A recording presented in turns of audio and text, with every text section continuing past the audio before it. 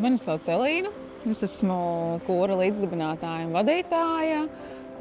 Tā ir šobrīd jaunatvērta mazā beķereja Rīgas pilsētas centrā, centra sirdī pie vecās Ģertrūdes baznīcas. Mēs cepam garšīgākās un gardākās portugāļu krēmkūciņas un dažādus citādus konditorijas brīnumus un gardumus.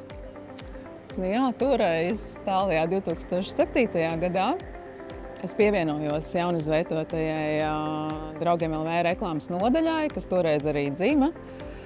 Un tas bija tiešām vienreizīgs tāds brīdis, kad tika radīta reklāmas izvietošanas sistēma.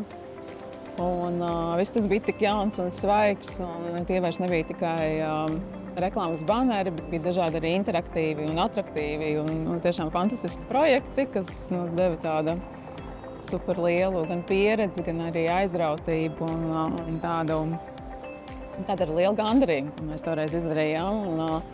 Jā, Draugos es strādāju kā reklāmas projektu vadītāja iesākumā, un pēc tam vadīju arī reklāmas nodaļu. Tas, ko no Draugu laikiem es pati personīgi sev noteikti paņēmusi, ir sekot un atrast, pirmkārt, un sekot savam sirds aicinājumu, darīt to lietu, par ko visvairāk deg acis, kur arī izzūd tā robeža, ka tas nav darbs, bet tas pārtop tādā, var teikt, dzīves stilā vai dzīvesveidā.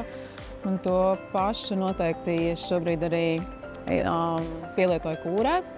Ieraudzīt katrā darbiniekā, katrā komandas biedrā, kas ir tas viņa lielākais talants, un tur arī noteikti likt to akcentu un to attīstīt. Un kūras filozofija ir The Living Bakery. Un tā es varētu arī noteikti raksturot savu, kā vadītājs, dienu, ikdienu. Nekas nav patstāvīgs, viss ir super mainīgs. Un kā jau mazā un sabiedriskās ēdināšanas uzņēmumā, tad vadītājiem ir jādara vismaz 7 amati, un to es arī katru dienu daru.